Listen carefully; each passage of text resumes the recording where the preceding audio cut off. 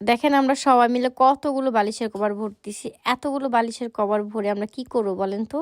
ঢাকা থেকে গেস্ট আসবে অনেকগুলো, ১০০ জনের উপরে গেস্ট আসবে। তাদের জন্য আমরা বিছানাপাতি করব আজকে। কোথায় কোথায় বিছানা করব সবকিছু আপনার পুরো ভিডিওতে থাকবে। আপনারা সম্পূর্ণ ভিডিওটি দেখবেন না টেনে।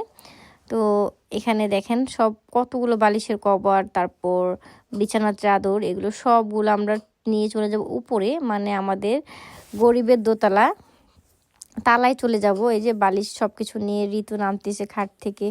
এই যে আমার ছেলের বউ, আমরা সবাই মিলে তালা চলে এসেছি। এই তো হচ্ছে গরিবের তালা আমাদের। এখানে কিছুদিন আগে আমরা বার্থডে পার্টি করেছিলাম।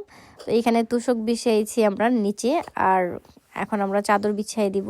এই যে বেলুনগুলো আছে, তো এক এক করে সবাই সব কিছু নিয়ে আমরা গুছগাছ করতেছিলাম। এখানে একটা চৌকি আছে, এই চৌকির মধ্যে একটা কাঁথা বিছিয়ে দিচ্ছি, কারণ তোশক শর্ট পড়ে গিয়েছে। কিছু করার নেই, এতগুলো লোকজন আসবে, আমি অনেক টেনশনে আছি। সবাইকে আমি কোথায় জায়গা দেব, কি করব, মানে টেনশনে আমার ঘুম হচ্ছে না।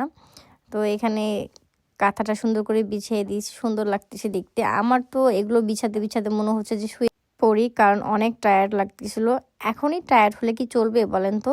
ঢাকা থেকে তো লোকজন আসেই নেই, এই অল্প একটু কাজ করতে করতে টায়ার্ড হয়ে গিয়েছি আমরা সবাই।